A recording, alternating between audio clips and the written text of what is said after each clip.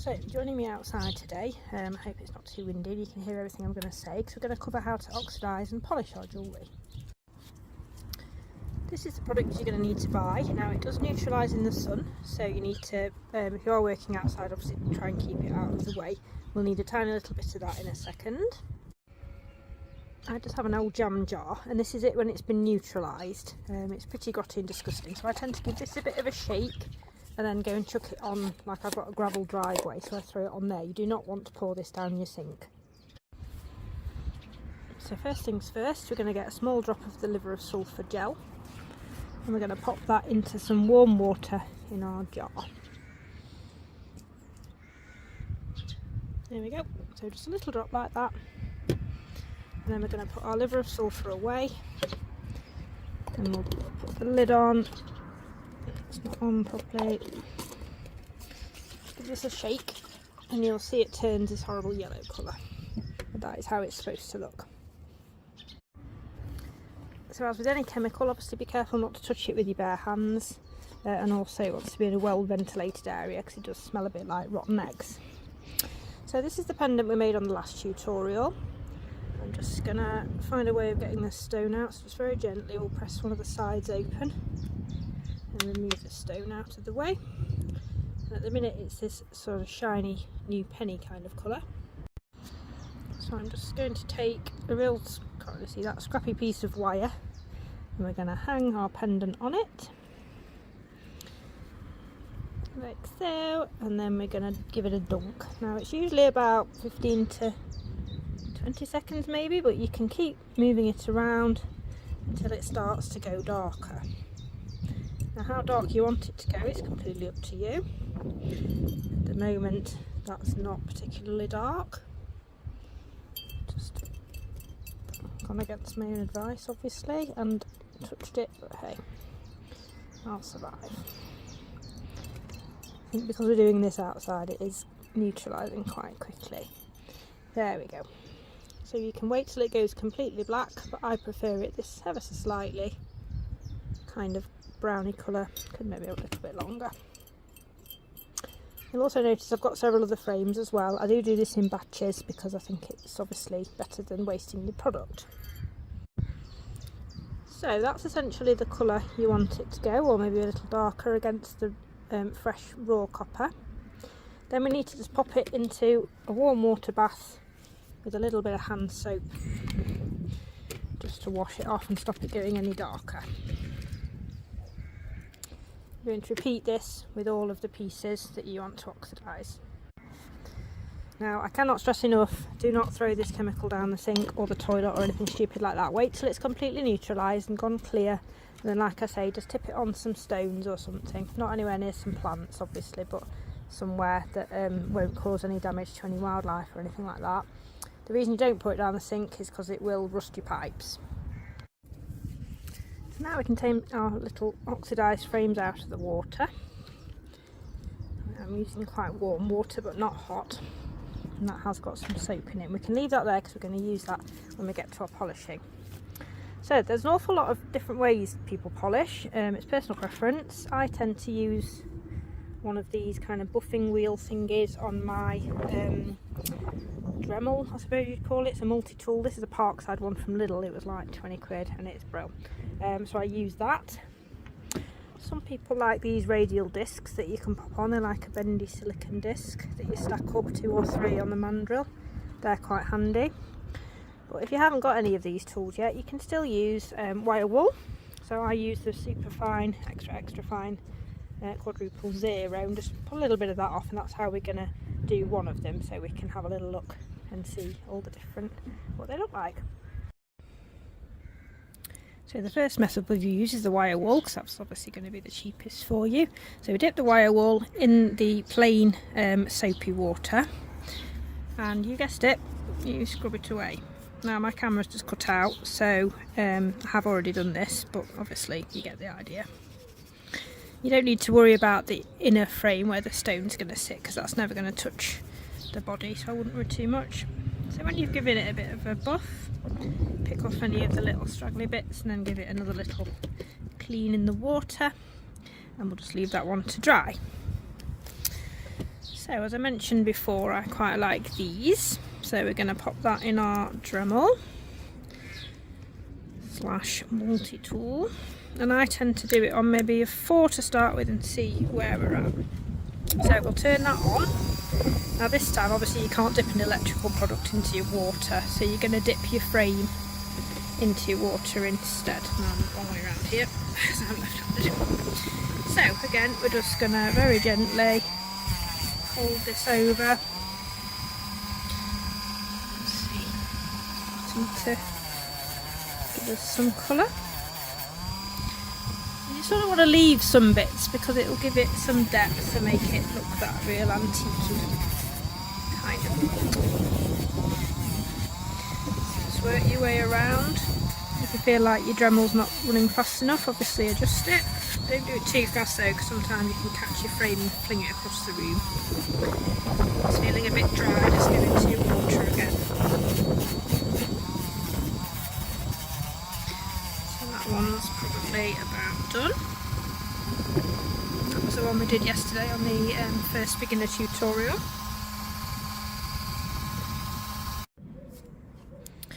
So those two are now ready to go as well.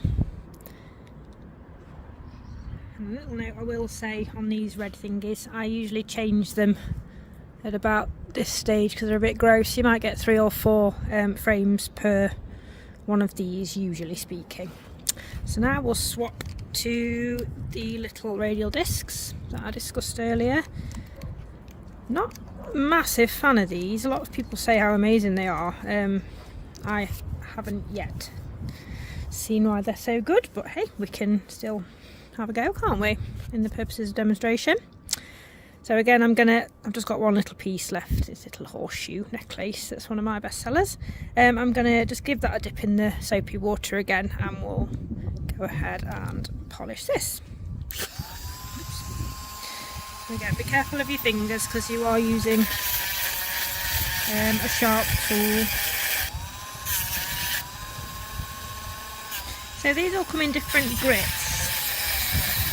And I think this grey is supposed to be one of the finer ones. I'm not convinced. If anything, it's the noise and the feel. It feels quite scratchy to me.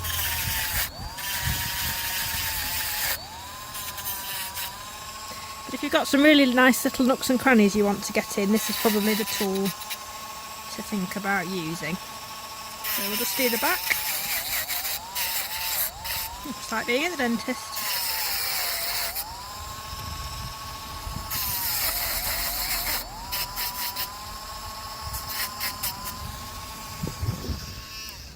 Okay, so again, little dip,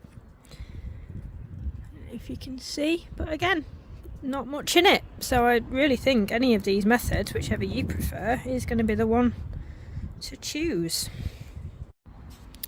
Just a quick note as well, this one is about 3 years old, so I thought while I'm at it I might actually take the stone out of this one, give it a quick polish and chuck that in the tumbler as well. So it'll be interesting to see how that comes out.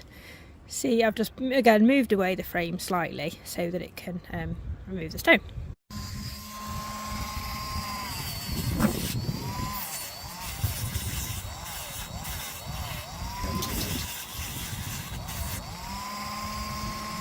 Straight away you can see the difference between the darker copper and the paler.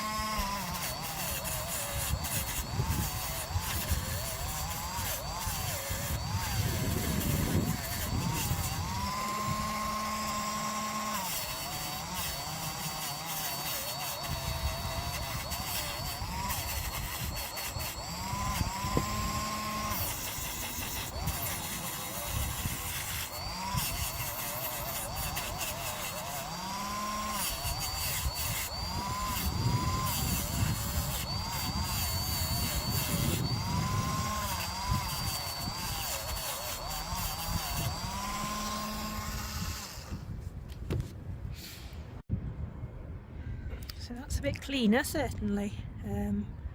This was obviously oxidized quite darkly, so I left it in a bit longer.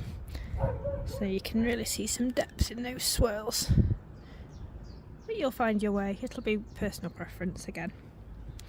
So the next thing I tend to use. It's not going to be available to everybody, but I have a rock tumbler. This one was a National Geographic one. I personally wouldn't suggest it, but it is quite cheap. It'll do the job. This has done the job for me for 3 years, so I shouldn't really knock it, but I find the seal has gone on this, which is a bit of a pain. But hey, so I'm going to get the lid off. And what you need inside, left a load of water in it, is this stuff called stainless steel shot, and you don't need very much, so there's a good handful, I would say. And again, we're going to put in soapy water and literally all of your frames. So in they go. Check I've got everybody. Yep. Again, squirt of hand soap. And then you're going to put a tiny bit of fresh water, just so it sort of not quite covers them, but just so it, I don't know, a centimetre halfway up. Close the thing up and then we'll set the tumbler running. So the reason we tumble, basically, is number one, it's going to shine the wire and clean off any burrs or any little sharp bits. And number two, it's going to do what's called work hardening. As wire gets worked, it gets harder. But because the stainless steel shot is going to be bashing at it, obviously it's going to be much harder as it goes. So we'll just turn that on now and you can see it going, hopefully.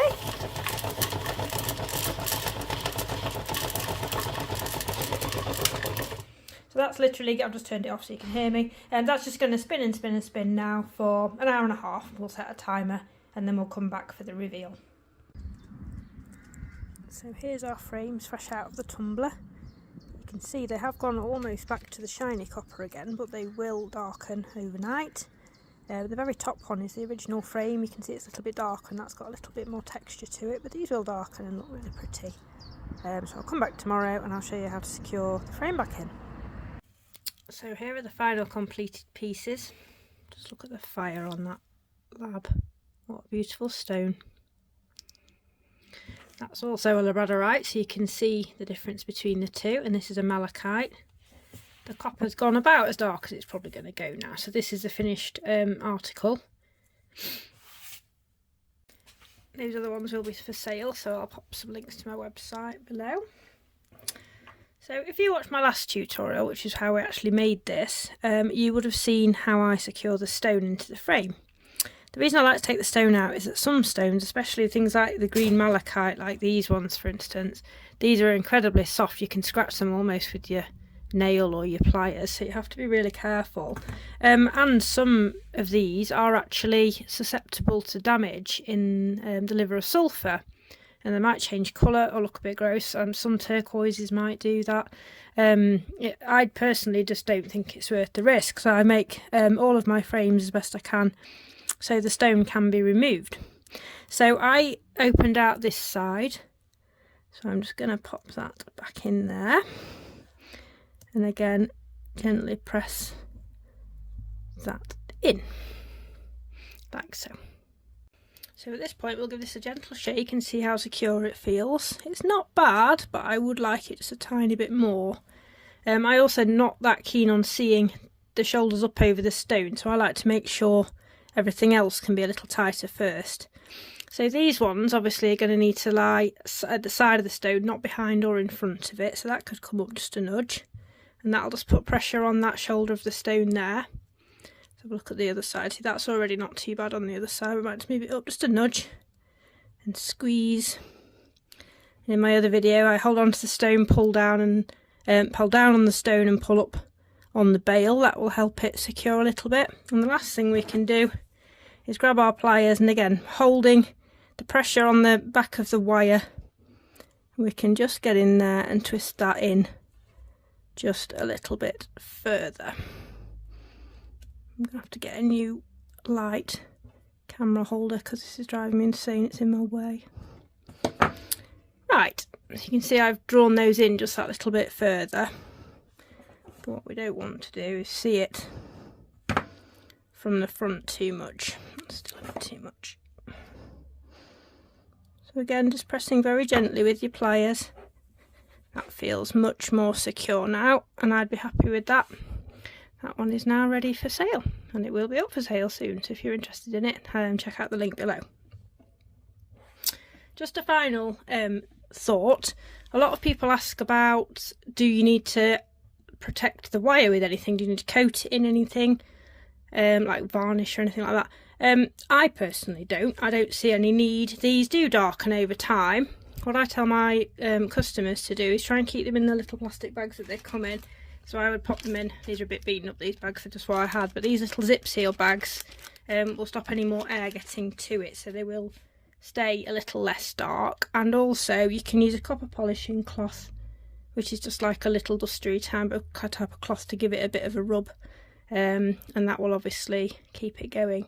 If you did want to use something, there's some stuff called Renaissance wax, but I had a friend that I did one in wax for when I very first started, and I must admit now I see it every time I cringe, because it just looks globby and horrible, and I think it rubs off and it just doesn't look nice. I keep trying to persuade her to send it back to me for some proper polishing, but she's yet to take me up on that, but never mind. Anywho, I hope you found that useful. If you've got any questions, obviously drop them below for me. I'll try and put some links for all the products and everything that I use, and there'll also obviously be these pieces of jewellery that I have for sale. So thanks very much for watching. Bye now. Thanks for watching this tutorial. If you found it helpful, please like and subscribe. You might also consider clicking the Buy Me a Coffee link below. Your small donation will support my channel and allow me to make further free content in the future. Please leave me any comments or questions you may have, and I'll do my best to get back to you. And if you're interested to see my work, you can find me on my website, my Etsy page and my social media. I will be making lots of digital tutorials to purchase alongside some other goodies too, so it's also worth dropping by. Thank you!